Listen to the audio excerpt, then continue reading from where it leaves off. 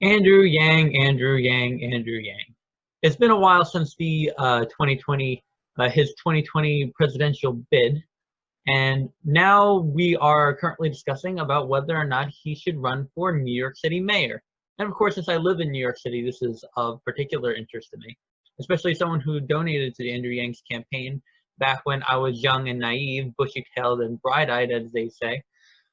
Andrew Yang is kind of a complicated case because, as many pointed out, especially on the right, he's not necessarily a part of this establishment Dem coalition, or at least he wasn't back when he was running for president.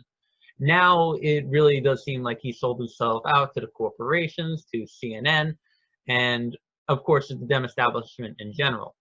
It's kind of disappointing seeing how quickly he's caved. Well, he hasn't caved quite as quickly as a lot of other people do.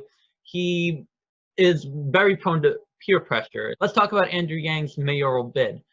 It's very interesting because upon researching whether or not this would be a good idea, the New York Post and Jake Mag puts out competing perspectives on why Andrew Yang would not be a good candidate for the New York City mayor. New York Post argues, and I find it kind of ironic that I would be disagreeing more with the New York Post on this, that Andrew Yang would not be a good mayor for New York City, one, because of his progressivism, but two, because he's against Amazon, and he would be against Amazon, he would be against Facebook, and he would be against the tech jobs that make up the city.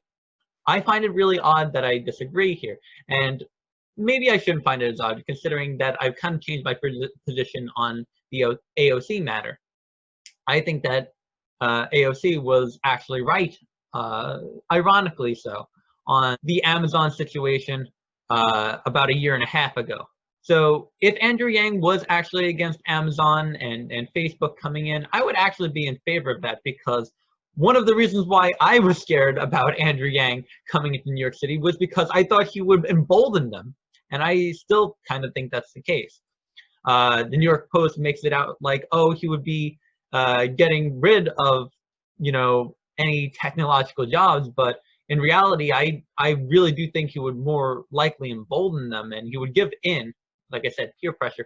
He would give in to these corporations. Jake Mag puts out sort of a similar, assessment, not having anything to do with tech companies, but the idea that he'd be more pro-business. And looking up on Andrew Yang's platform, again, he is not a full-on democratic socialist. He's not a socialist at all.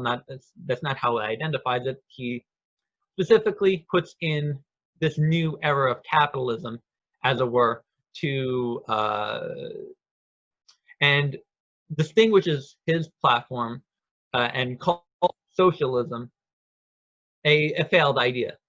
So while I do not necessarily agree with Yang's own identification of his policies, I do think that he is derivative of a Cloward-Piven strategy, which is a socialist strategy that was published in a liberal magazine in the 1960s. I think he's a proponent of universal basic income, which is a proponent of that theory, which is the theory where they essentially strategize for the Democratic Party on how to implement socialism and communism. So the way I would classify Andrew Yang as is more of a globalist corporate Democrat. And in his mayoral race, I think that he would probably go ahead and, if he were to win mayor, he would go ahead and try to fix up a few things, but ultimately give into the pressure. So this is ultimately why I'm scared of a Andrew Yang mayoral bid. I do not think that getting him in office would solve anything. I think he would sell us out to the corporations. And interestingly enough, in his policy platform, I noticed the very sneaky thing that he put in there, and that's that the government should go ahead and intervene more in the economy, which is always the cause of the problem of the economy. It's the government.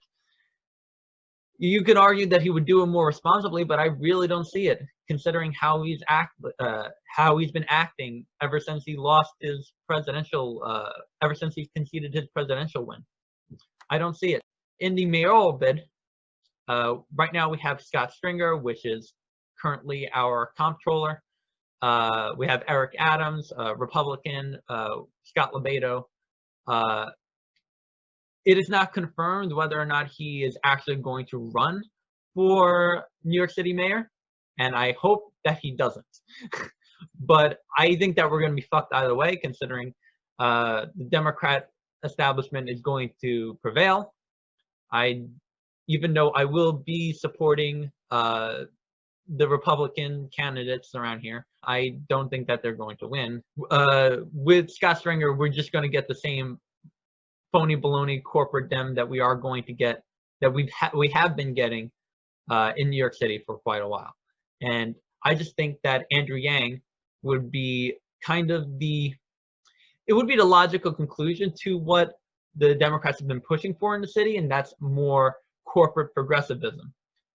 Mayor Bill de Blasio is has been kind of paving the way for Andrew Yang to come in, hence his universal basic income. Again, Cloward Piven, it was create all this public housing, cause an economic crisis, which is effectively what Bill de Blasio did. And the outcome of the Cloward Piven strategy was graduated annual income, guaranteed graduated annual income, which is essentially what Andrew Yang proposes. If we can safely say that the Democratic establishment is playing chess with how to stay in power or how to gain power, which I think is a fair assessment, I think that Andrew Yang, having sold himself out to the establishment, may be our next mayor.